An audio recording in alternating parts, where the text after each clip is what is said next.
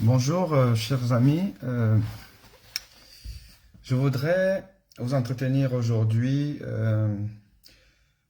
sur l'affaire de notre jeune fils, frère, ami, footballeur, Douala Nathan, Douala Wilfried Nathan, et le problème de la double nationalité, la double identité autant pour moi, la double identité, et quelle devrait être la défense de ce jeune homme face à la polémique grandissante et l'inconfort que ça suscite, la difficulté qui sera la sienne aujourd'hui à pouvoir transcender ce problème, à se projeter dans l'avenir et à réaliser son rêve de gamin, de devenir footballeur, de devenir un footballeur qui pourrait vivre de son sport, de sa passion, avec quelques indiscrétions que j'ai d'ailleurs de ce que il avait des propositions à aller performer à l'étranger, peut-être même en France, parce que son talent certainement lui aurait permis de pouvoir décrocher un contrat. Or, maintenant, ça devient difficile. Ça devient difficile à cause de ce qui se passe. Et ce qui se passe va vraiment au-delà de ce gamin qui est finalement, comme je l'ai toujours dit, comme je l'ai dit hier, qui est en fait la victime d'un système qui va bien au-delà du sport, bien au-delà du football, bien au-delà des intérêts des acteurs du football. Et on parlera de ces intérêts-là qui capitalisent cette défaillance de la politique de l'état civil en Afrique et au Cameroun en particulier. Et pas que la politique de l'état civil, mais la politique de l'enregistrement des données, de l'informatisation des données pour éviter le maximum de fraude possible.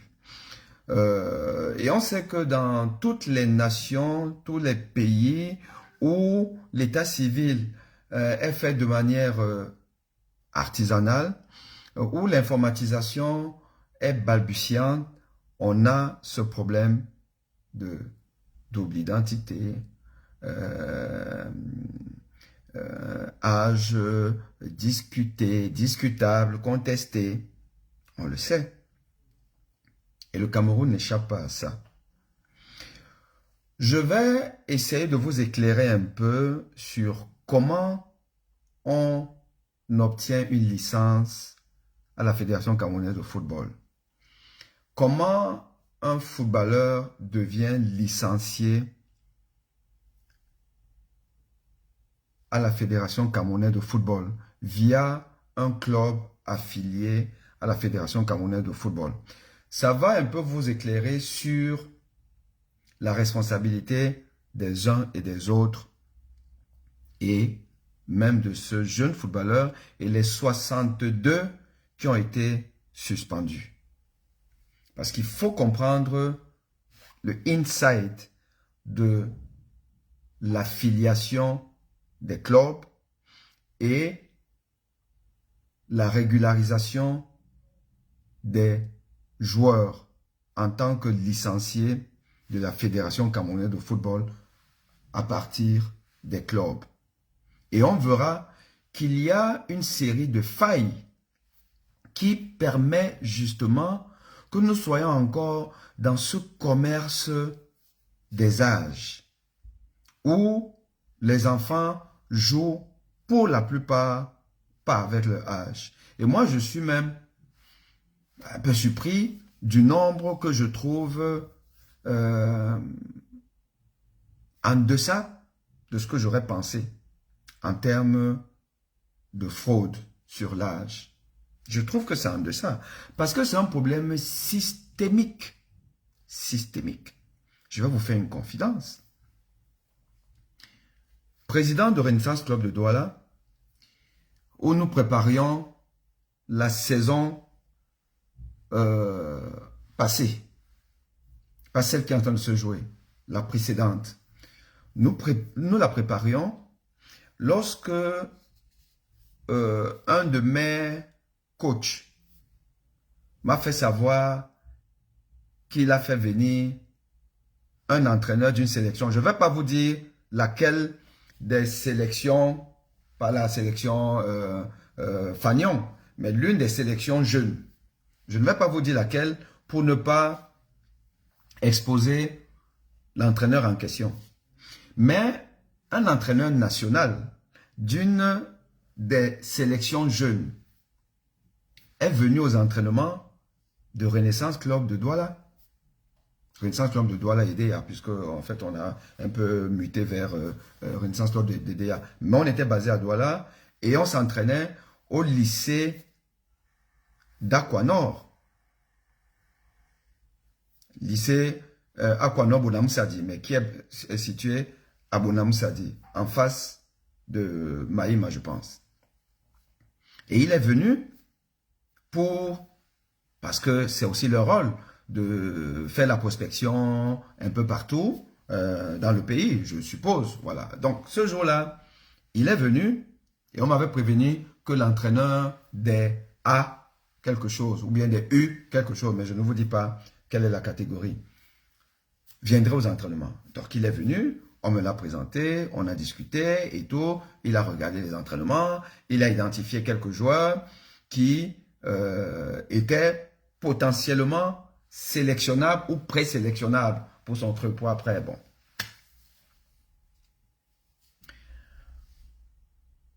Apparemment, moi je ne le savais pas, déjà, ce genre de choses, quand on vous amène un sélectionneur qui va venir regarder votre équipe, voilà, aux entraînements, quand il part, il faut qu'il parte avec quelque chose. Il faut qu'il parte avec quelque chose. On me le dit, on me l'a dit d'une manière un peu indirecte, mais j'ai compris ce qu'on voulait me dire. Je pense que les gens me connaissent. J'ai dit à mes responsables qui m'ont présenté le problème comme ça, je leur ai dit que c'est pas avec moi. Vous faites ça avec tous les autres dirigeants peut-être, mais pas avec moi. Moi, je ne corromps pas. Je ne corromps pas. Je ne donne pas de l'argent à un entraîneur qui est un fonctionnaire, qui a un contrat, qui fait son boulot, parce qu'il est venu voir mes entraînements, il doit partir avec un entraîneur. Au nom de quoi? Et ça se passe comme ça au Cameroun. Sachez-le. Et lui, quand il ne savait pas encore que je ne vais rien lui donner, il était très content là de discuter avec moi, de m'expliquer des choses et d'identifier des joueurs, de les appeler. Tu as quel âge? Le joueur dit et tout. Et après il me dit, bon, il est bon, mais son âge, ça ne va pas. Il faut qu'on coupe. Authentique. Authentique. Parce qu'effectivement, le gamin n'a pas l'âge de jouer dans les U quelque chose. Sachez que quand on dit U, par exemple, si on dit U15, c'est under 15, donc c'est-à-dire les moins de 15 ans, donc jusqu'à 14 ans. Quand on dit U17, c'est les moins de 17 ans, donc jusqu'à 16 ans. Donc vous voyez donc, un garçon qui a peut-être 22 ans, 23 ans, mais on dit qu'il est bon et il doit jouer, il peut jouer, je peux le prendre pour jouer. Je prends un exemple comme ça, c'est pas de cette catégorie que je parle, mais je dis par exemple, il peut jouer dans les U17, donc les 16 ans.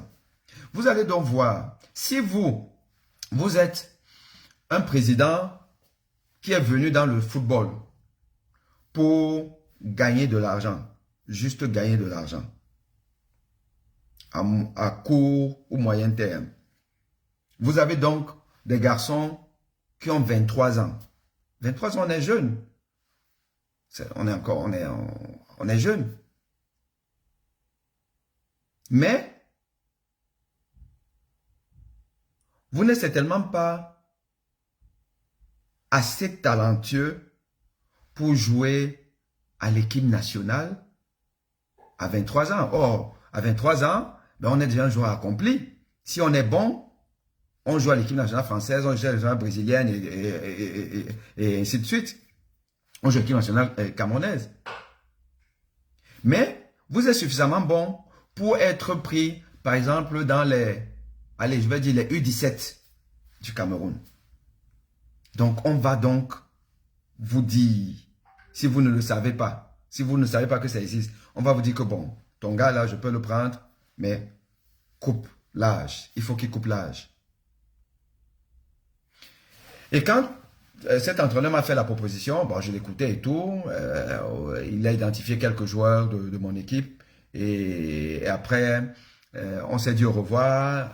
Il a été accompagné par mes coachs ou mon coach qui l'avait amené. Je pense que c'est là-bas qu'on a dû lui dire que le type a dit que lui, il fait pas ça, il donne rien.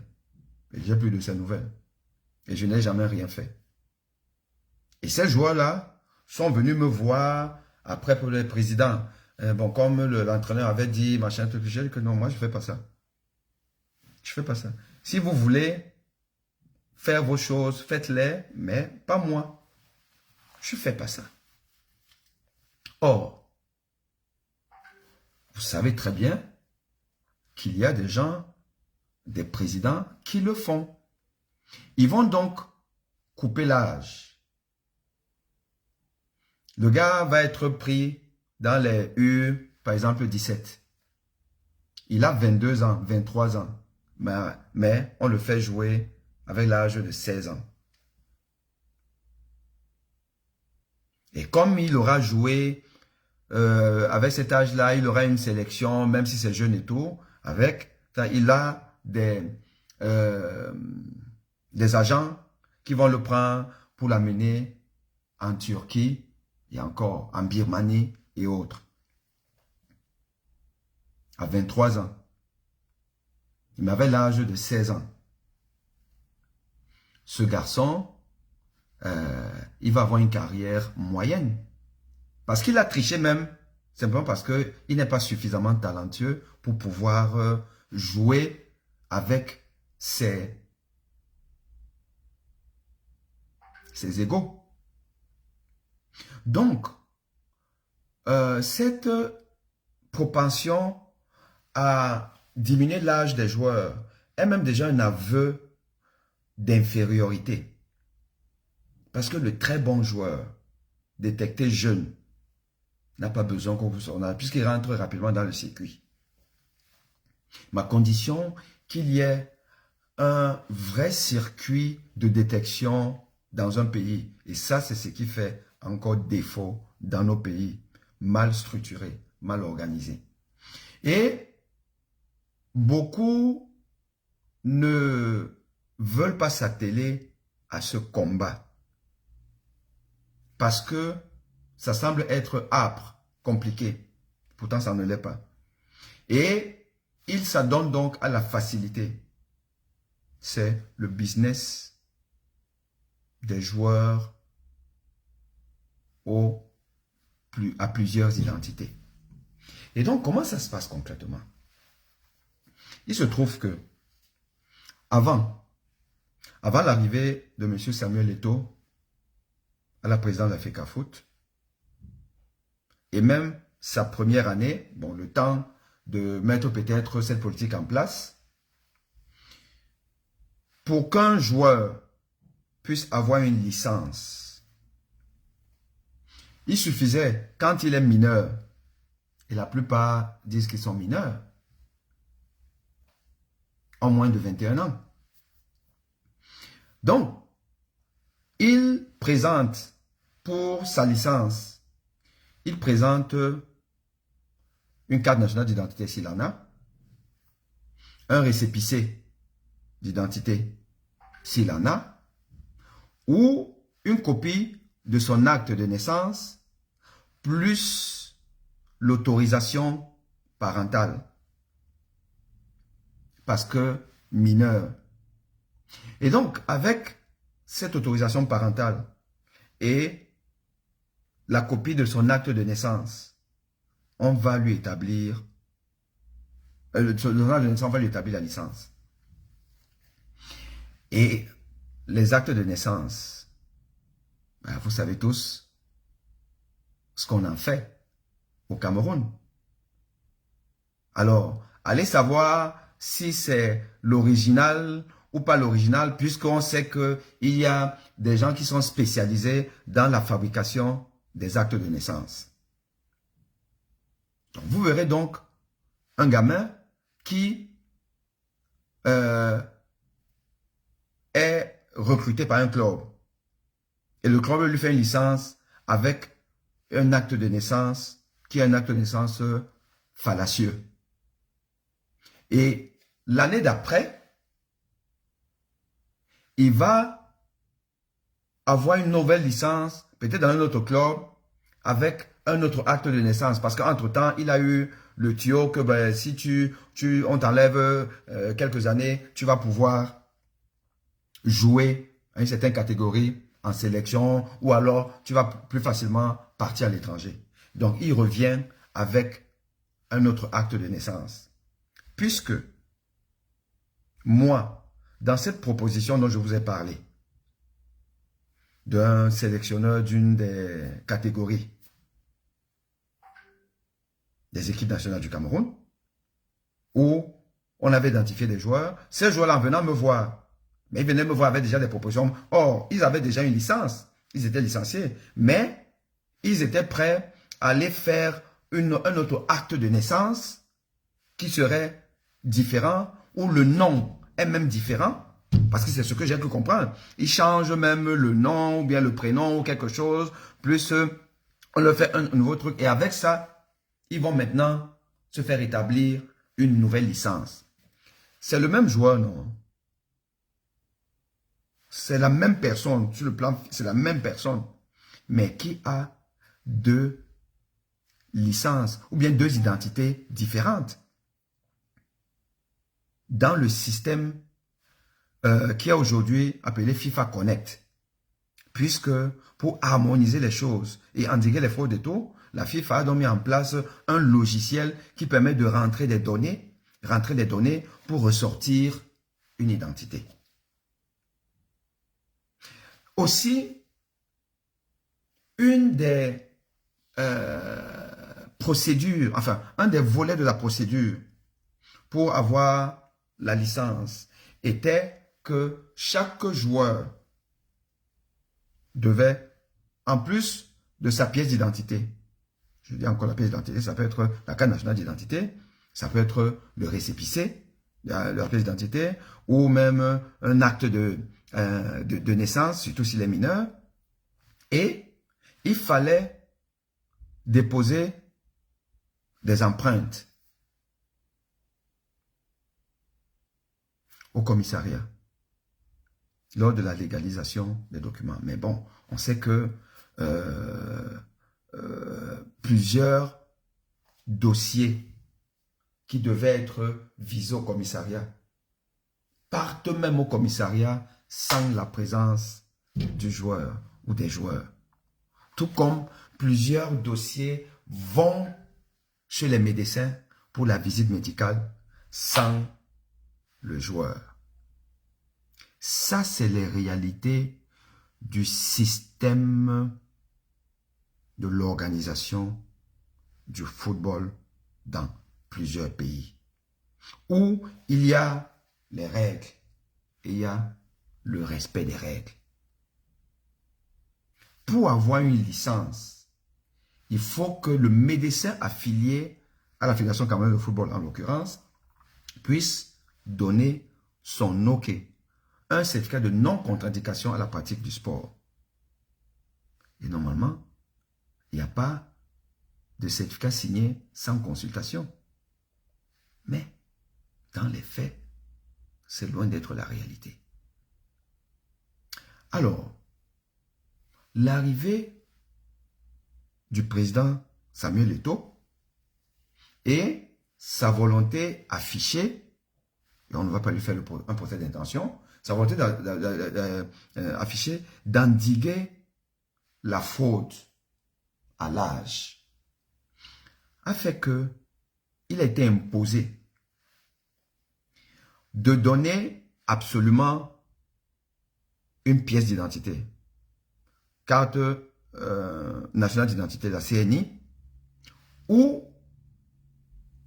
le récépissé de la CNI, puisqu'on sait que il y a un véritable problème de délivrance des cartes d'identité au Cameroun et que le récépissé fait foi. Ok. Donc à ce niveau, effectivement, on dira que la responsabilité n'incombe à personne d'autre qu'à l'autorité qui délivre la CNI. Donc on ne parlerait pas de double identité, triple identité, du moment où la personne présente une CNI et que de toute façon, elle n'est finalement même pas comptable d'une quelconque fraude s'il y en a, du moment où elle a présenté une CNI. Maintenant, combien de footballeurs au Cameroun, ces jeunes, ont une CNI? Combien? On va dire, bon, il y a quand même le récépissé. Or, le récépissé, on rentre déjà dans quelque chose qui est moins protégé des fraudes que la CNI.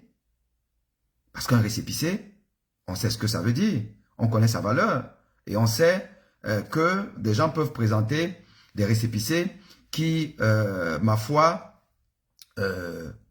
n'en sont pas en tant que tels. Et avec ce récépissé, on va donc introduire les données du joueur dans FIFA Connect.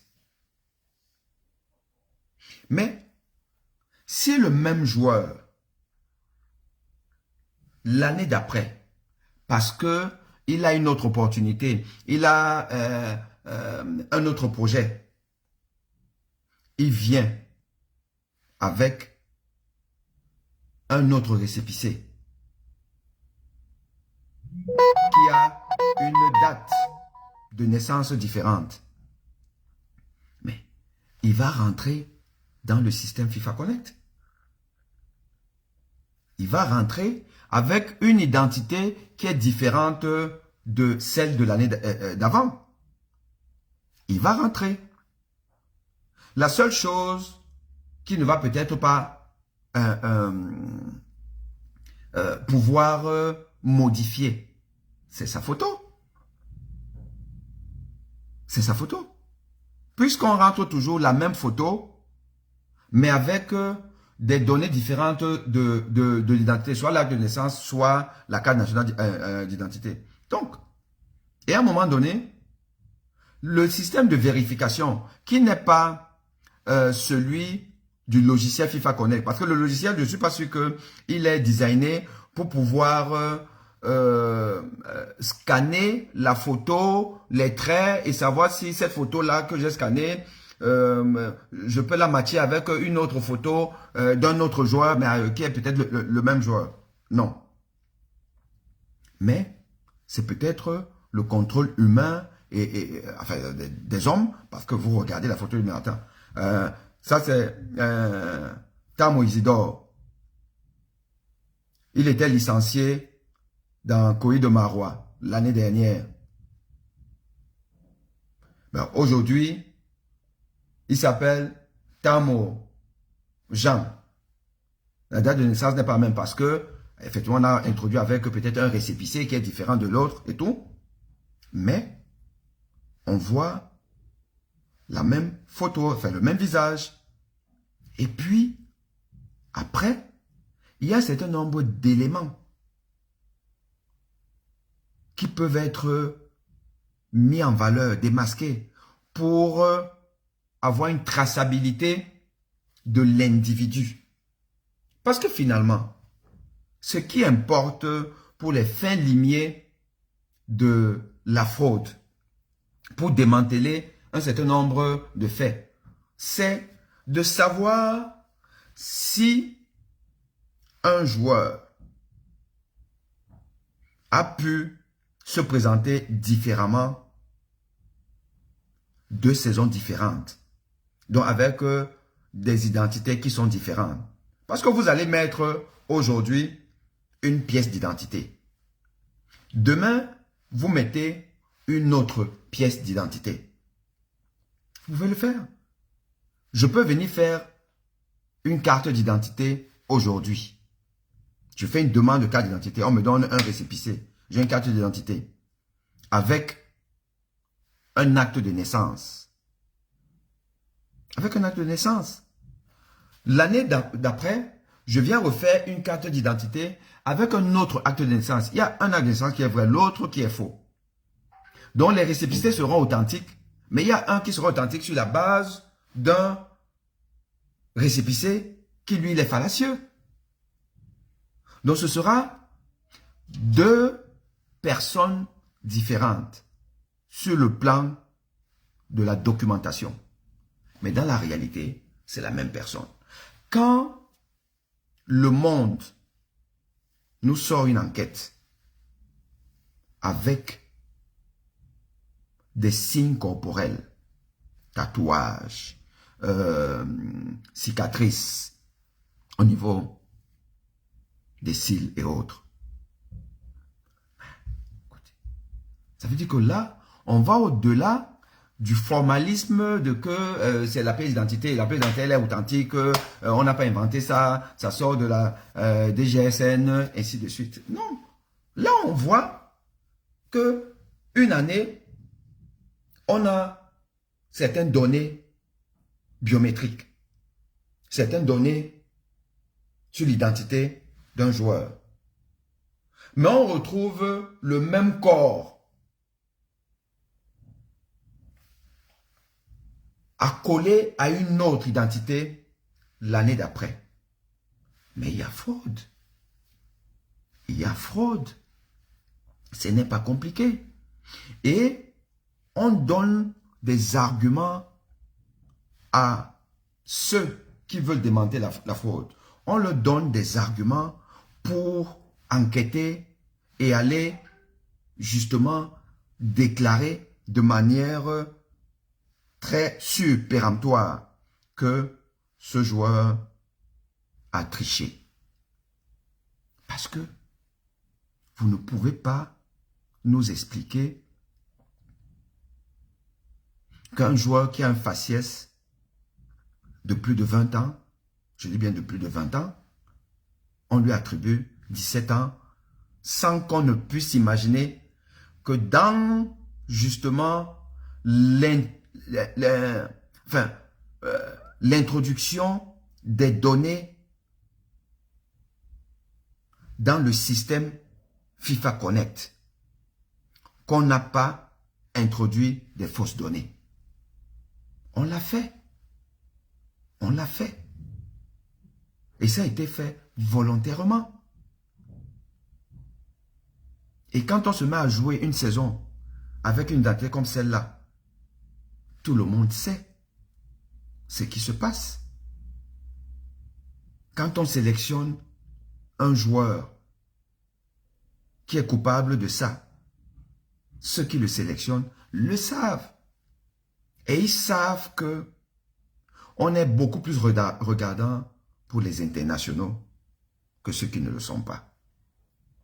Donc quand on va prendre un joueur avec sa mauvaise identité, on sait ce qu'on est en train de faire. On sait qu'on est en train d'exposer un gamin, à une enquête. On le sait.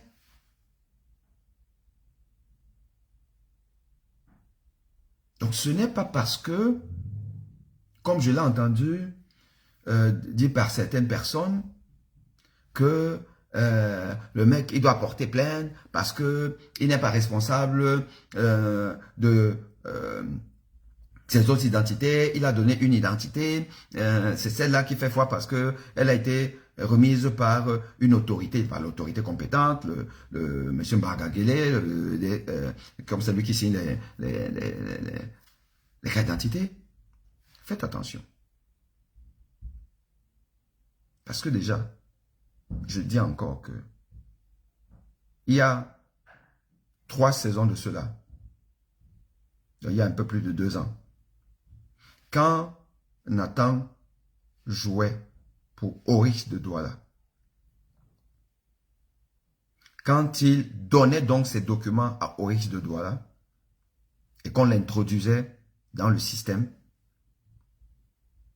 il faut savoir si les informations qui ont été introduites dans le système de FIFA Connect, il y a bientôt 3 ans de cela, est-ce les mêmes informations que ce qui a été introduit par Opopo l'année dernière, disons la saison en cours? Est-ce que c'est les mêmes données pour la même personne? Puisque nous savons tous qu'il a joué ici, après il a joué là, et puis là, donc on sait que c'est le même individu. Mais est-ce que les données ont été les mêmes? Et si ce n'est pas les mêmes, et il serait quand même compliqué de penser qu'il y a 2 ans et demi, quand ce jeune jouait son match amical avec Oryx contre mon club, Renaissance Club de Douala, qu'il avait 15 ans. Un gamin de 15 ans, ben, ça se voit. Donc, avec quelle identité il est rentré dans Oryx et quelle identité à Opopo? Et qu'est-ce qui peut expliquer que les dirigeants de son club et de la fédération, qui connaissent quand même, ou qui sont censés connaître le risque qu'on court à avoir un tel flagrant délit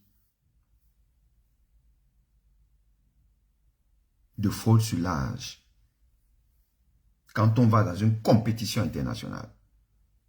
On a vu le Gabon avoir été, je pense même éliminé, pour un problème de tricherie. On a vu des athlètes ou des clubs suspendus. Quand on fait ça, c'est pour quel intérêt? Pour faire quoi? Pour gagner quoi? Qu'est-ce qu'on gagne à amener en compétition un joueur, un jeune qui ne va pas jouer? D'ailleurs, qu'est-ce qu'on gagne à le faire jouer, enfin le faire partir en compétition avec le mauvais âge? Qu'est-ce qu'on gagne? Puisque s'il partait avec l'âge de 22 ou 23 ans qu'on dit qu'il a, écoute, on n'est pas jeune à 22 ans, on n'est pas jeune à 23 ans, on est déjà trop vieux pour aller en compétition? Non. Et d'ailleurs, peut-être qu'il aurait même fait quelques minutes et nous aurait même peut-être sauvés. Parce qu'à 22 ans, 23 ans, on se dit quand même que tu as déjà suffisamment mûr pour pouvoir jouer contre Sadio Mané. Mais quand on dit que tu as 17 ans, mais psychologiquement, même l'entraîneur, sauf si tu es Pelé ou Maradona ou Messi, même l'entraîneur se dit que le gamin de 17 ans là, il va faire quoi pour nous débloquer une situation contre les Sénégalais? Rien. On te laisse au banc. Oh! Si on t'avait donné ton âge, ben, tu restes jeune et tu peux être utile sur le terrain. Mais à 17 ans, on se dit que tu es plus utile à nous animer au niveau des couloirs, à danser. Donc, quel était l'intérêt à aller avec ce gamin, puisqu'on partait à une compétition et qu'on veut des joueurs pour être sur le terrain et pas pour être sur les réseaux sociaux? Quel intérêt? Son président, quel intérêt avoir accepté ça? Quel intérêt avoir accepté lui signer une licence avec une identité qui n'est pas bonne? Quel intérêt? À la fédération de prendre un joueur dont on sait que ce n'est pas bon, parce que c'est quand même étonnant de penser que ce n'est qu'à posteriori que le président de la fédération s'est rendu compte que le jour où, au gymnase, il saluait Nathan Douala en disant petit, il ne faut pas avoir peur, hein, il faut les respecter mais sans avoir peur. Non, ce n'est pas possible d'imaginer qu'il pensait être en train de saluer un gamin de 17 ans. Non. Non. Donc, pourquoi maintenant? Pourquoi jeter ce gamin et les autres à la vindicte populaire alors que, en réalité, on était supposé savoir et démanteler tout ça avant? Ça, c'est l'ethnie. Et espérons que nous aurons une réponse à ça. Et que nous aurons une réponse au fait que, bien que nous soyons conscients de ce que ce système-là ne profite pas au football, et que nous voulons avoir un football conquérant, il faut pouvoir trouver des solutions pour, de manière claire, nette, précise, définitive, sans hypocrisie, mettre un terme au trafic des âges des joueurs.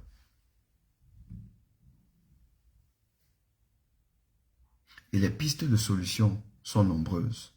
Parmi elles, c'est de savoir bien organiser la préformation et la formation des jeunes au Cameroun et ailleurs en Afrique. Faire en sorte que des gamins, de manière précoce, puissent être détectés, mis dans des circuits de formation par des académies privées ou étatiques. Et dans le système français, par exemple, les mairies et les écoles ont une responsabilité dans la formation des jeunes. Donc le football scolaire doit recommencer à se développer. Le football scolaire. Et après, en aval, il doit avoir des structures qui ont, d'une manière ou d'une autre, un soutien des mairies, des collectivités locales. Et avec ça, il y aurait donc des initiatives privées, des académies privées satellites qui vont aussi participer à l'écrémage pour aller vers ce qu'on appelle là-bas l'ANAFOOT, cette académie nationale qui certainement balbutie comme devant toute structure étatique au Cameroun. Mais il est important de pouvoir détecter les jeunes talents dans les différents sports, parce qu'il n'y a pas que le football, les différents sports. Les détecter tôt. Leur donner les moyens de pouvoir performer, de pouvoir acquérir le maximum d'aptitudes possibles pour rentrer assez précocement dans des centres de formation, des clubs établis. Avec ça, on n'a pas besoin de frauder. On n'a pas besoin de frauder. Parce que la fraude a besoin de deux conditions. Un, le manque de structure de détection. Si bien que un enfant arrive tard dans le circuit qui existe, mais qui n'est pas représenté en amont, dès le bas âge. Donc, il arrive là où il n'a pas les bases. Il n'a pas certaines bases. Et il doit acquérir ces bases-là. Donc, il a un retard sur sa génération. On est obligé de lui couper l'âge pour se mettre au niveau de ceux qui ont été détectés tôt. Et comme ce circuit, parfois, c'est même peut-être en Europe. Donc, il a un talent brut, mais il n'est pas suffisamment formé. Si vous le prenez là, il arrive par exemple en Europe, où les gars, il y a, c'est parce que le football, c'est une science. C'est un peu comme le garçon qui part de je ne sais pas trop où il a un retard dans sa formation, il n'a pas assez de niveau, il arrive par exemple en Europe, ben, on va le recaler peut-être de 3 classes, parce qu'il n'a pas le niveau pour être dans la classe qui correspond à son âge. Le football, c'est la même chose. Donc, on va devoir couper les âges. Or, si on a fait donc un travail en profondeur, avec une bonne détection, les meilleurs talents vont éclore rapidement. Ils seront dans le circuit rapidement. Et ils pourront donc gravir tous les échelons sans avoir besoin de couper l'âge. Et en plus de ce que, et là, une fois de plus, c'est même une compétence de l'État, on met en place un système de digitalisation, d'informatisation de toutes les données. Parce qu'en réalité, même FIFA Connect là, où on introduit les données. S'il n'y a pas un système de QR code centralisé entre la fédération et même l'État, la police et tout, où on sait qu'un numéro d'une pièce d'identité, par exemple, dès qu'on l'a introduit, il n'est pas possible d'introduire autre chose. Mais, comme ça ne suffit pas, et qu'on aura besoin forcément des empreintes, par exemple, que pas un système d'empreintes, puisque l'empreinte est unique. Dès qu'on t'a mis ça, que c'est rentré dans la base de données, tu ne peux plus rien. Tu ne peux plus. Parce que tu ne vas pas aller couper ton doigt pour prendre le doigt de quelqu'un d'autre pour... Et que même là aussi, il faut que les gens soient suffisamment sérieux, intègres, pour que ton empreinte qui va être prise, que la personne qui va prendre l'empreinte, qu'elle ne soit pas enclin à laisser que ton petit frère mette son empreinte. Enfin, c'est un peu compliqué. Mais tout ça peut se faire à partir du moment où on a déjà, conscience que à terme, personne ne gagne. Personne ne gagne. Prenons même l'agent de joueur qui pense qu'il gagne en demandant à un joueur qui cible de couper 5 ans. Je dis encore, le mec à qui on demande de couper 5 ans, c'est qu'il n'est pas bon. C'est qu'il n'est pas bon. On ne peut pas avoir demandé à Maradona de couper 5 ans. Ou à Messi de couper 5 ans. Ce n'est pas possible. Il n'est pas bon. Donc, vous allez donc prendre quelqu'un qui n'est pas bon. Parce que vous voulez gagner 1000 francs sur lui. Vous allez l'amener, vous allez le balader partout en Afrique, et puis en Europe et tout. Il va finir par signer un petit contrat quelque part. Ce petit contrat va vous rapporter combien? Ça va vous rapporter combien? Très peu.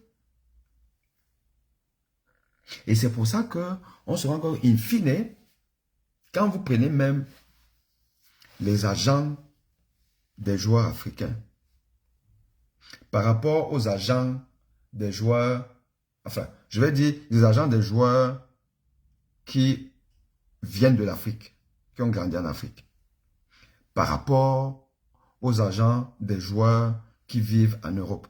Mais l'agent, le gars qui est spécialisé sur l'Afrique, il peut pas être riche. Enfin, il peut pas être riche. Il n'est pas autant riche que son collègue qui a ciblé des joueurs basés en Europe, qui soient même africains, mais qui sont dans le circuit européen, parce qu'ils ont grandi là-bas et machin, tout et tout. Il ne peut pas. Parce que la plupart des joueurs africains ont des contrats moyens. Ils ont des contrats moyens parce que beaucoup d'entre eux ne sont pas suffisamment performants. C'est des gens qui ont coupé l'âge et tout, donc ça dit qu'ils ne sont pas performants. Ils arrivent là-bas, ils ont des petits trucs et en plus, ça ne dure même pas. Parce que vous arrivez là-bas à l'âge de 25 ans, mais officiellement, vous avez 19 ans. Mais en réalité, votre espérance de vie dans le football ne correspond pas à votre âge officiel. C'est à votre âge réel. D'un moment donné, même si vous jouez encore, vous déclinez, vous n'avez plus les mêmes performances. Vous n'avez plus signé les bons contrats. Vous allez gagner les miettes. Donc, même votre agent va gagner des miettes. Soyons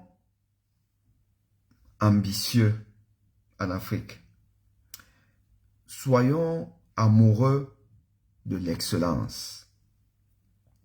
Cessons d'être des gens qui, bon, on va faire comment? On est pauvre, on n'a pas de moyens. Non. Non. L'Europe n'est pas devenue ce qu'elle est devenue comme ça, là, par décret. C'est un dur labeur. Ce que je dis est vrai pour le football, le sport, que pour tout dans la vie. Nous aimons beaucoup les raccourcis. Nous aimons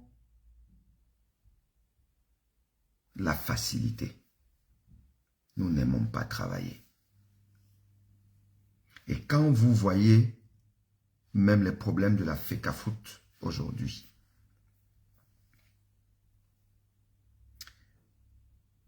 le problème pour moi c'est que M. Samuel Eto'o n'est seulement pas la bonne personne pour engager des réformes profondes à la FECAFOOT. Il n'est pas la bonne personne. Pourtant, le constat est bon, la volonté est bonne, mais il n'est pas la bonne personne. Pourquoi il n'est pas la bonne personne? Il n'est pas la bonne personne parce que il est intimement lié à ce système. Parce que il est le produit de ce système. Il vit dans ce système. Il a grandi dans ce système. Et pour arriver là où il est, il a eu besoin de beaucoup de compromis. Pour preuve, l'affaire Nathan. Comment est-ce qu'on peut m'expliquer que comme par hasard, c'est toujours avec Bro qu'il y a des deals? Comme par hasard, c'est un joueur de Bro qu'on a pu ramener à la CAN. Comme par hasard. Ou alors un joueur de Dynamo, comme par hasard. Non, vous ne pouvez pas engager des réformes profondes dans un système aussi pourri que la FECAFOOT. Car c'est le système le plus pourri. Hein. Il n'y a pas plus pourri que la FECAFOOT. Vous ne pouvez pas faire ça si vous êtes le produit de ce milieu. Il faut quelqu'un qui vient de l'extérieur, qui ne doit rien à personne et qui fait le ménage. Parce qu'il faut faire le ménage. Si on ne fait pas le ménage, le Cameroun va s'enliser dans la décrépitude d'un football médiocre. Un football qui ne peut pas progresser. Où il ne peut plus avoir des talents parce qu'il n'y en a plus. Et il n'y a plus de talents parce qu'il n'y a plus une politique de formation des jeunes. Il faut pouvoir expliquer au président des clubs que les gars, c'est terminé. Les petits trucs là, vous faites vos petits bisgots, de machin trucs là, parce que vous faites le commerce humain des jeunes, machin trucs là, c'est terminé. Les histoires où un club de football, le président est plus connu que ses joueurs. On ne connaît aucun joueur. Mais on connaît le président. Ben, je dis ça comme ça, Bambutos, Panthère, au Canon, ou je ne sais pas trop quoi. On connaît le président. On ne connaît aucun joueur.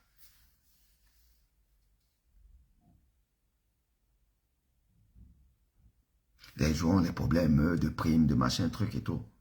En partie lié peut-être à la conjoncture générale, mais aussi parfois parce que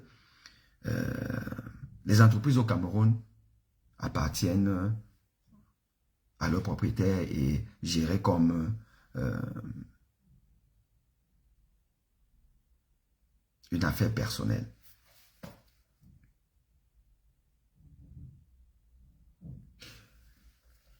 Un président de fédération doit pouvoir regarder tous ses collègues, présidents de club, en face, et leur dire qu'écoutez, les gars, maintenant, on va faire différemment. On va faire différemment.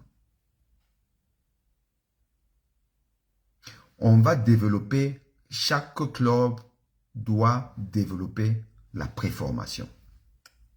Doit avoir la préformation et la formation. Et les subventions vont dépendre de l'investissement que vous avez pour la formation des jeunes. Et les petits moyens qu'on a, on va mettre ça là-bas d'abord. Je m'en fous de savoir si vous avez des équipes qui vont gagner la coupe du Cameroun ou être champion d'Elite One pour aller dans les coupes de la Confédération, puisque de toutes les façons, le Cameroun, depuis l'épopée des Canons Union, le Cameroun n'a plus rien fait en compétition africaine, rien, parce qu'on n'a pas le niveau. Coton Sport, pour moi même on doit même suspendre le Coton. C'est qu'on a interdit à Coton d'être champion. Tu ne peux pas être que chaque année tu es champion, tu pars en compétition, tu n'aimes. Tu vas en compétition, tu n'aimes. Tu vas en compétition, tu fais que n'aimes, tu n'aimes, tu n'aimes, tu n'aimes. Tu vas faire quoi là-bas? L'équipe nationale du Cameroun même, qui ne peut un peu battre, même tranquillement, même le Burundi. On doit d'abord suspendre l'équipe nationale.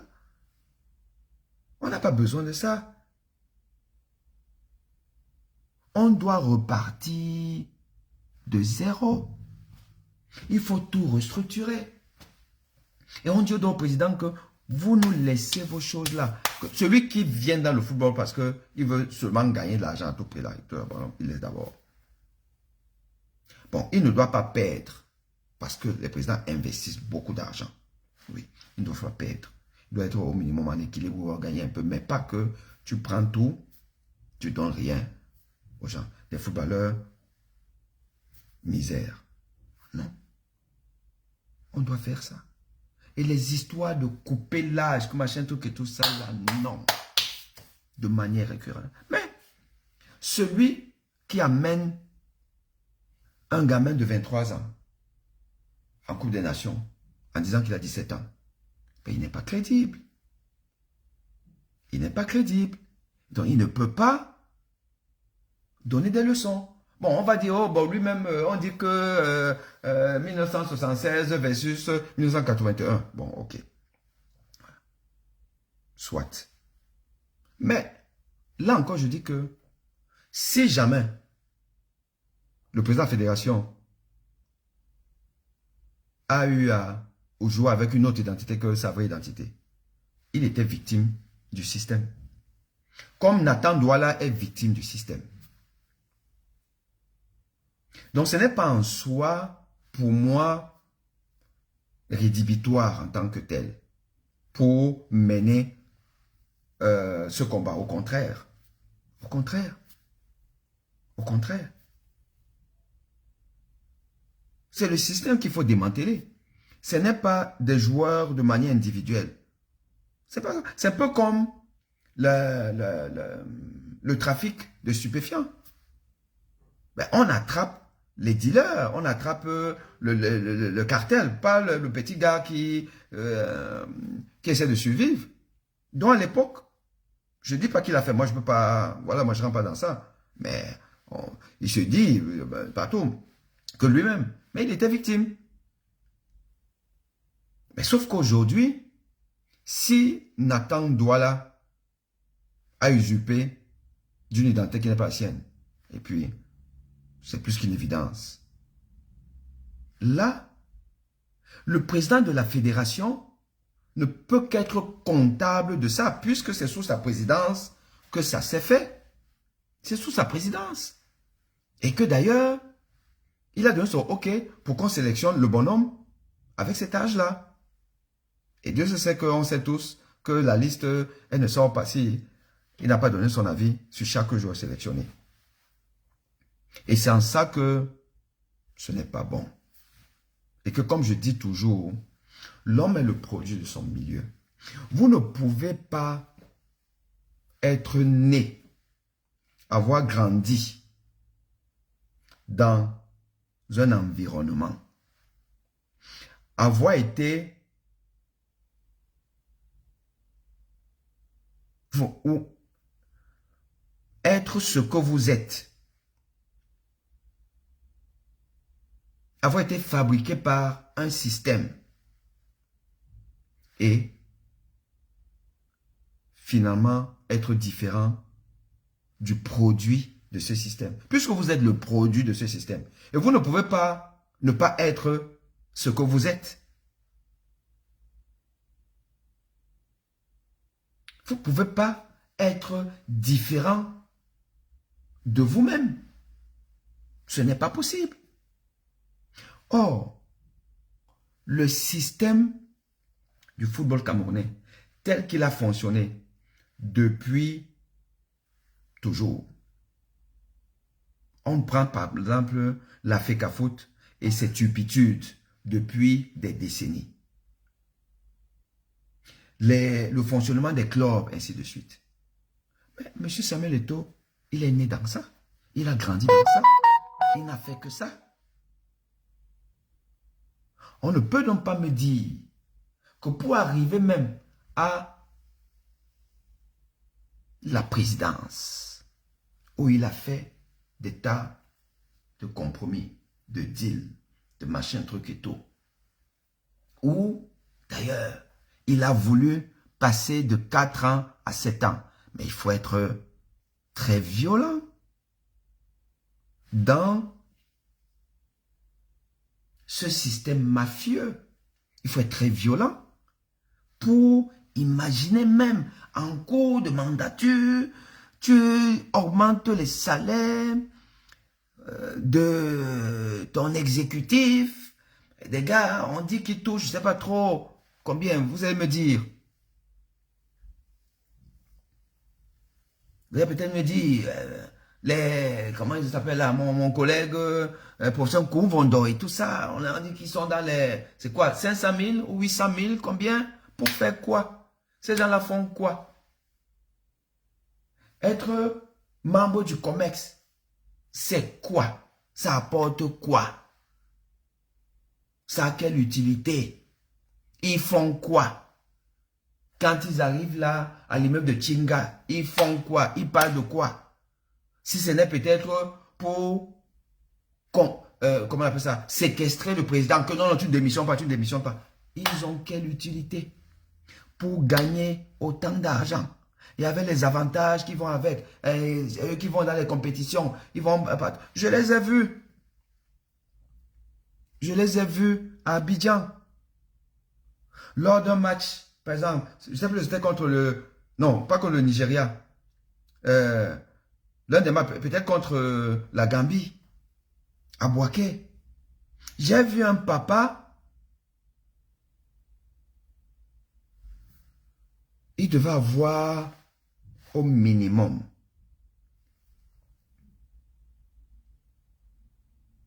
70-75 ans. L'âge apparent, c'est qu'on le voyait. Membre de la délégation de la FECAFOOT, il avait le badge et tout. J'ai regardé le papa là. Je me suis dit, merde, c'était quoi son rôle? en Côte d'Ivoire, dans la délégation de la FECAFOOT. C'était quoi son rôle? Par décence, je n'ai pas filmé. Je l'aurais filmé, j'allais vous montrer le visage de ce Yadan qui ont peut-être le reconnaître. Il avait le badge de la fédération, membre de la fédération. Au moins 70 ans. Je dis bien au moins. 70 ans, on est à la retraite. On se repose. Le gars était dans la délégation camerounaise. C'est-à-dire qu'il a eu un billet d'avion. Hôtel.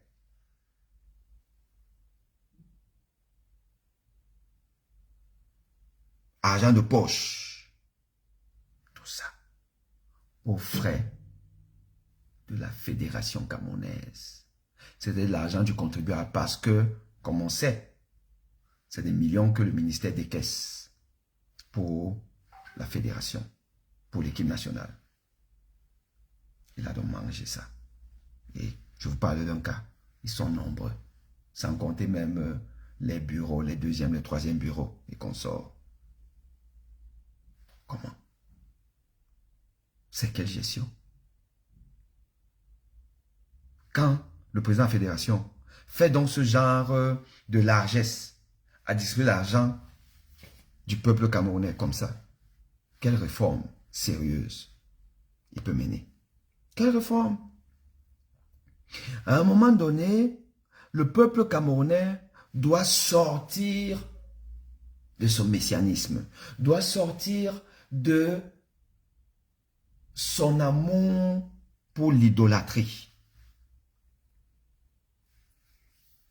Adorer un être humain. Et sur des bases très inappropriées, très décalées. Adorer un homme parce que il a été un excellent footballeur. Ce n'est pas vouloir l'adorer pour quelque chose qu'il n'a pas appris à faire et qu'il ne sait pas faire. Parce qu'en réalité, M. Samuel Eto'o ne sait pas être un dirigeant, un meneur d'hommes. Il ne sait pas le faire. Ça, il a largement démontré depuis tous les temps. Bon Dieu. Les anecdotes sur l'équipe nationale, la gestion. Je vais vous dire. On m'a raconté hier une anecdote. Je ne vais peut-être pas... Bon, j'espère qu'il va me permettre ça parce qu'on ne saura même pas qui me l'a dit. J'espère qu'il va me pardonner de le dire. Mais à un moment donné, il faut dire la vérité aux joueurs, enfin au peuple. Donc, mon cher, pardonne-moi de... Si tu es sur le direct, de faire cette révélation. C'était peut-être en 2009. Le Cameroun était en stage et devait préparer un match amical contre, je ne sais pas, peut-être l'Autriche. C'était l'époque de Paul Le Guen. Dans un hôtel où ils étaient,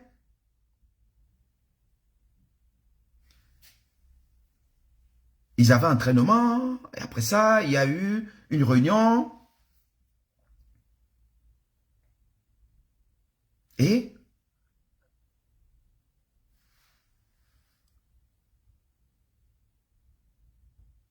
au hall de l'hôtel, il y a un joueur qui est descendu peut-être un peu tard et qui s'est fait laminer par le 9. Laminé.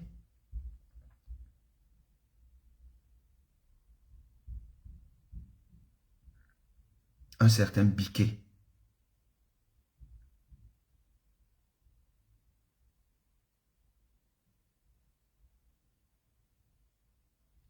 Biquet.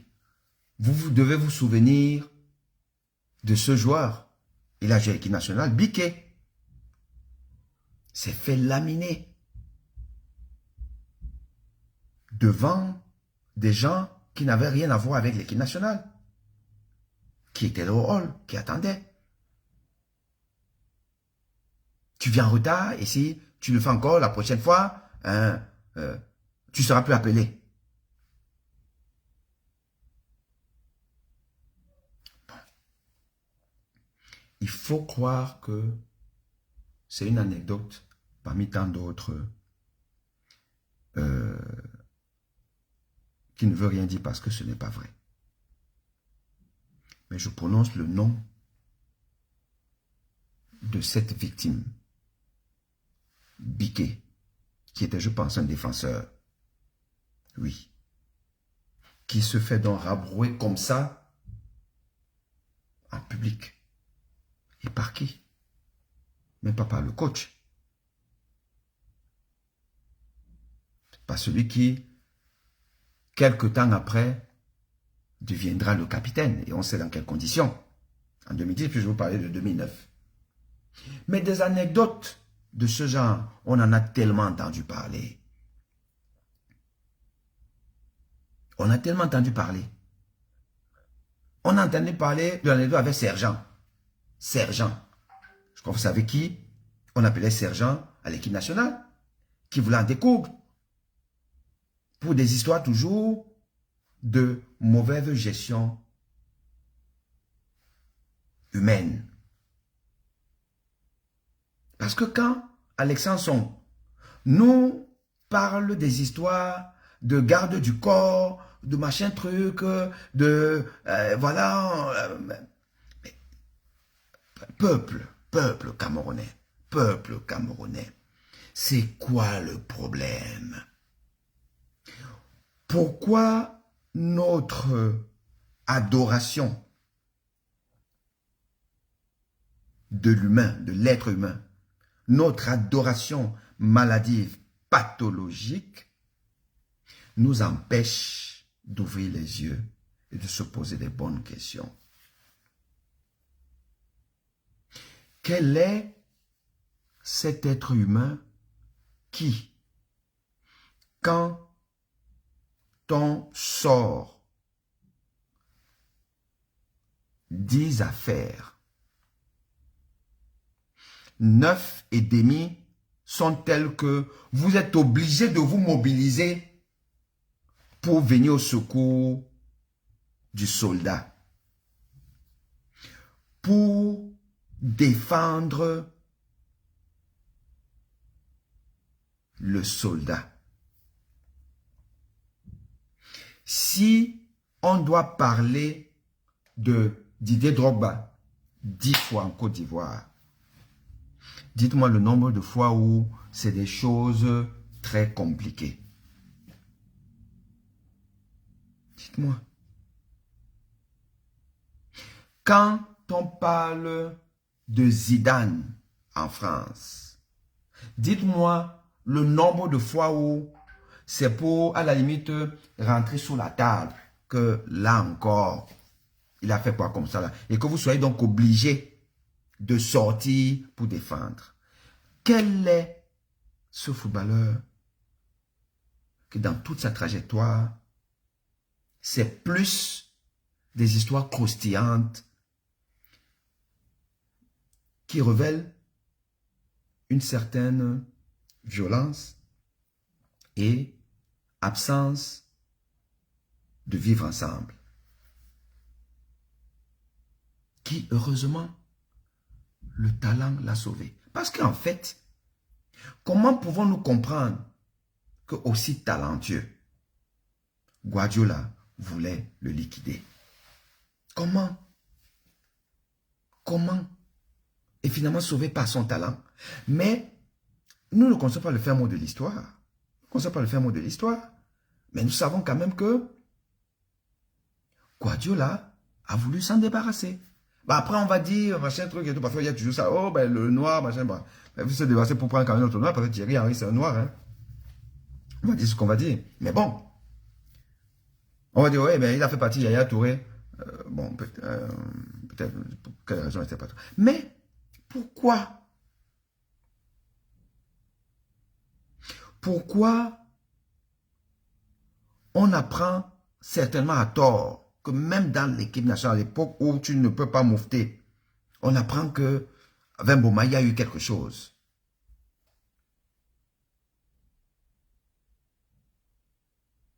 Avec elle, il y a peut-être quelque chose. Et on sait ce qu'il y a eu avec Alexandre Song ou Achille Mana. Sans oublier Sergent, Stéphane Biya. Pourquoi c'est toujours la même personne?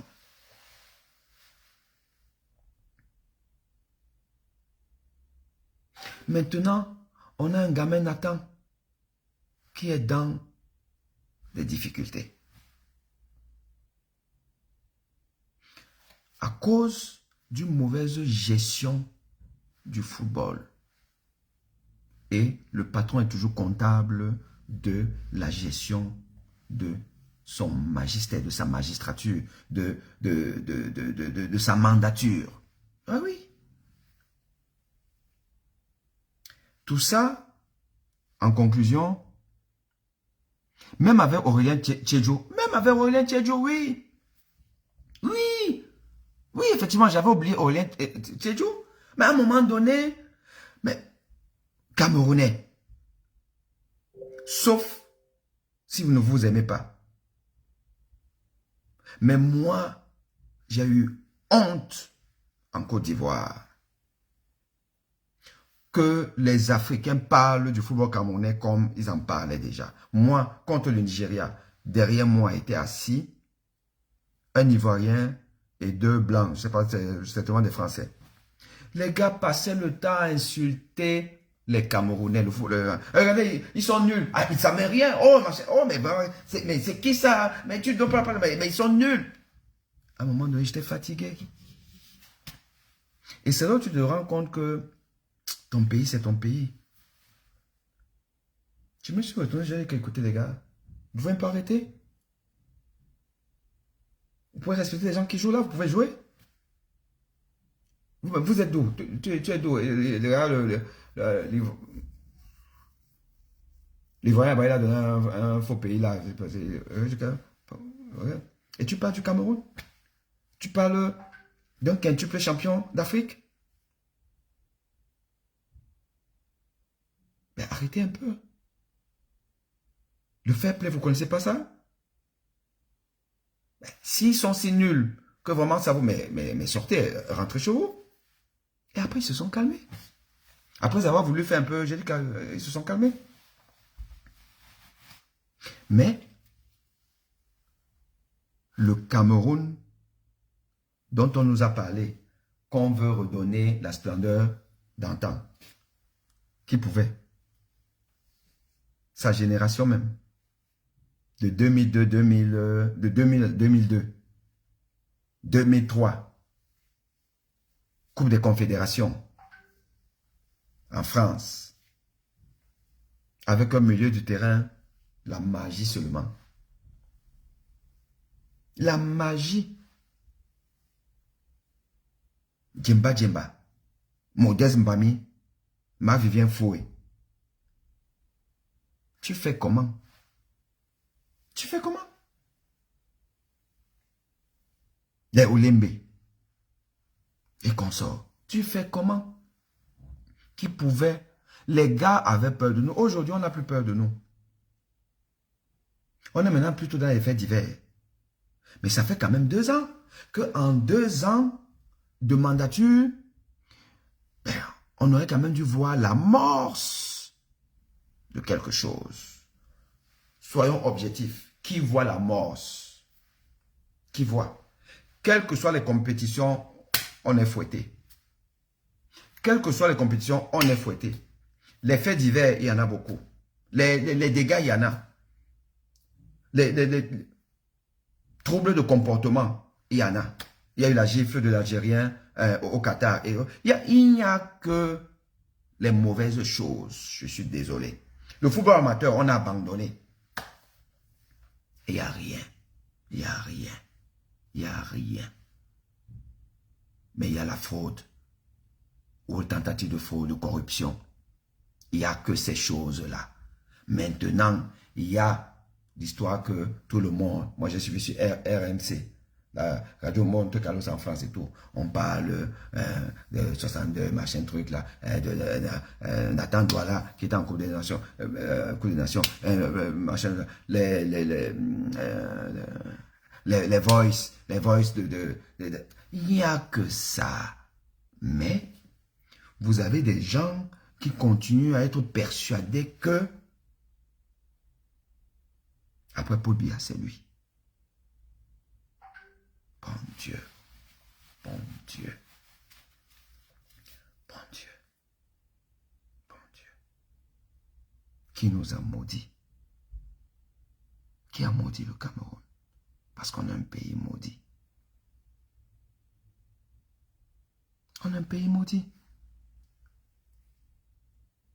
Et moi, si je parle du football, c'est pas parce que je pense que le football, c'est l'alpha et l'oméga d'un pays. Non. Mais parce que c'est là où tu as le condensé de toute la bêtise camerounaise. Où tu as, si tu veux comprendre dans quel pays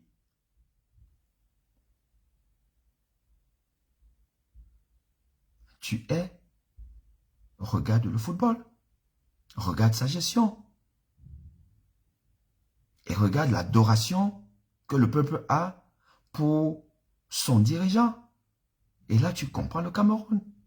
Et tu comprends que tu es dans un pays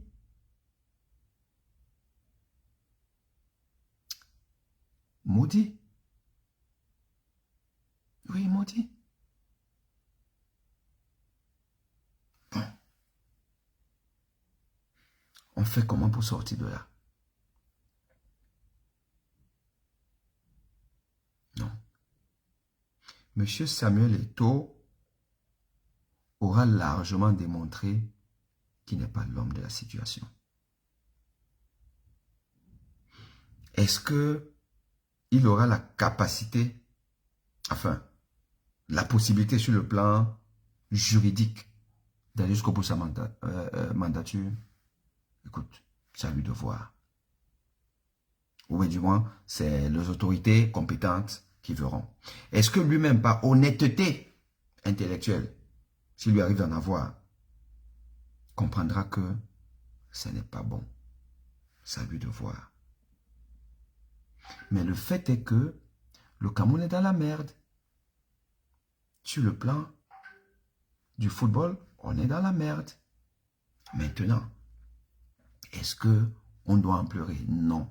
Parce qu'une fois de plus, je pense aussi que le football, c'est l'opium du peuple camerounais. Et finalement, tant mieux même que ça se passe comme ça. Dommage simplement pour le gamin qui n'est que la victime collatérale d'un système mafieux entretenu par plusieurs acteurs, le jeu d'acteurs. Mais bon.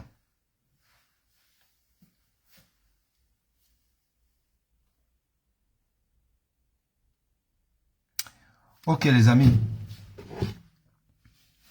Ça, c'était ce que je voulais vous dire aujourd'hui à propos donc de l'affaire Nathan. Je vous dis à très très bientôt. Ouais, une victime consentante, ben évidemment que les gens ils veulent, ben, le gars il veut jouer, on lui dit que il faut qu'il soit plus petit en âge pour jouer. C'est vrai que c'est une victime consentante, mais malheureusement on va pas trop pleurer aussi pour lui, mais c'est un peu dommage parce que voilà, il est le produit d'un système, malheureusement c'est ça.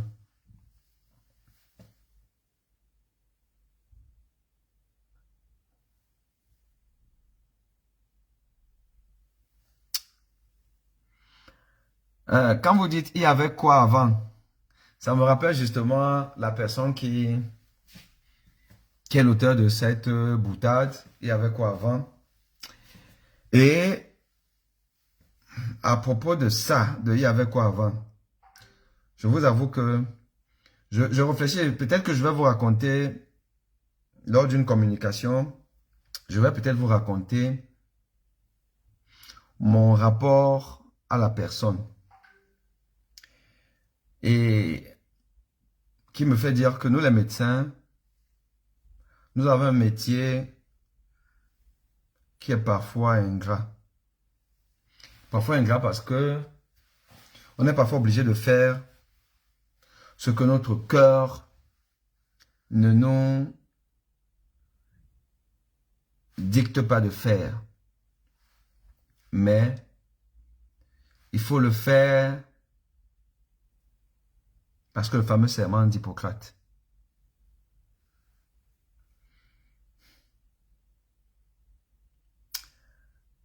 Parce que quand j'écoute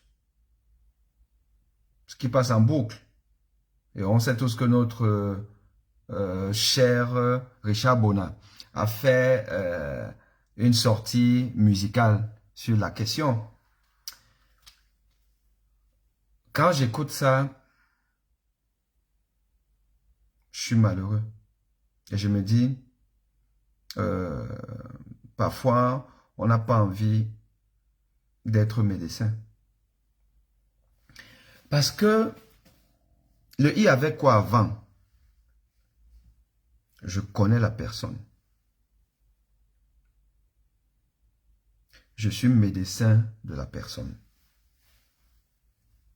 J'ai eu à prendre en charge la personne. Et tant mieux pour la personne, elle a une bonne santé. Je ne dirai pas plus. Mais évidemment, quand je vois la personne, je vois les raisons pour lesquelles moi, Aimé Boni, qui a fait ses études en Europe avec l'argent du contribuable camerounais. Et j'ai voulu rentrer dans mon pays, je suis rentré, j'ai essayé et j'ai été rattrapé par l'incompétence d'un gouvernement, d'un système à pouvoir absorber ces enfants formés en Occident avec l'argent de la maman qui va les baigner. D'où mon retour en Occident. Parce que moi, j'ai travaillé dans des hôpitaux camerounais où les conditions sont telles que, en réalité, tu ne peux faire que 20% de ce que tu as appris à l'école. Donc, rien du tout. Tu ne peux pas soigner vraiment. J'ai travaillé à l'hôpital district de Bonassama, à la Quintini, à l'hôpital général, partout. J'ai travaillé dans tous les hôpitaux, bien les représentations des strates hospitaliers du Cameroun. Quand je suis au Cameroun, je soigne à 20% les malades. Quand je suis en France, je soigne à 100% parce qu'il y a toutes les conditions pour soigner les malades. Et donc, quand vous voyez et vous prenez en charge une personne qui est dans ce système qui vous a refoulé, qui vous a chassé par son incompétence, ben, vous n'êtes pas forcément l'homme le plus heureux, hein? Mais vous le faites parce que c'est un devoir. Et vous le faites. Et dans la discussion, dans le machin truc, vous comprenez que le pays est foutu. Vous comprenez que le pays est foutu.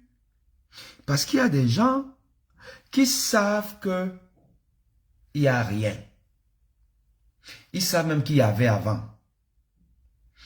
Et ils savent que le fait qu'il n'y ait rien, ça les arrange même qu'il n'y ait rien. Parce que eux, ils ont les moyens de venir là où il y a.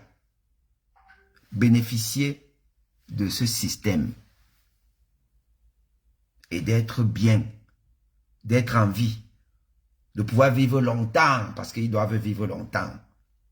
et repartir là où il n'y a rien et où il n'y a pas parce qu'ils ne veulent pas qu'il y ait. Et vous narguez.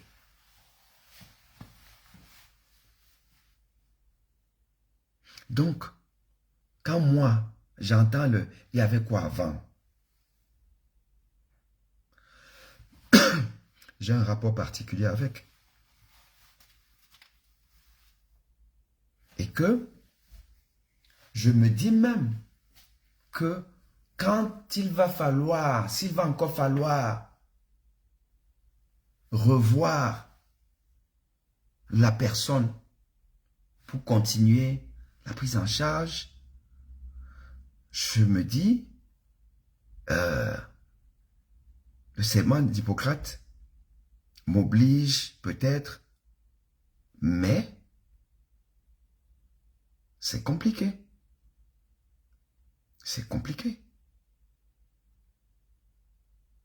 Parce que j'aurais préféré ne pas avoir affaire à ceux-là qui font tout pour qu'il n'y ait pas ce qu'il y avait avant.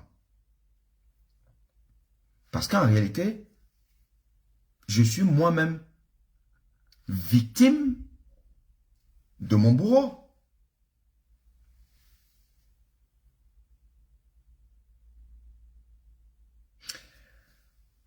Les gars, c'est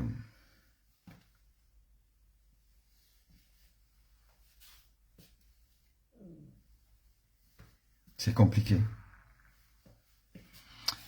Allez, chers amis, à très bientôt. Ciao, ciao. Je m'en vais jouer au foot là, parce que là, le mercredi après-midi, quand je finis comme ça, là, j'ai mon club de vétérans, où je suis le meilleur joueur, le numéro 10. Et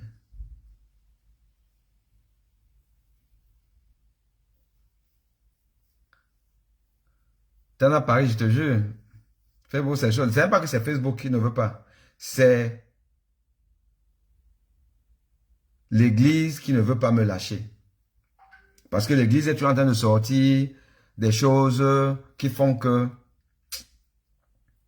je reçois beaucoup de eBay que viens nous parler, pardon, viens nous parler. Et comme je vous aime bien, je viens. Bon, là maintenant, je m'en vais quand même jouer au foot. Je m'en vais jouer au foot, mais je joue avec mon âge. Donc, c'est mollo mollo là. Je ne monte pas trop en puissance. Je joue avec mon âge.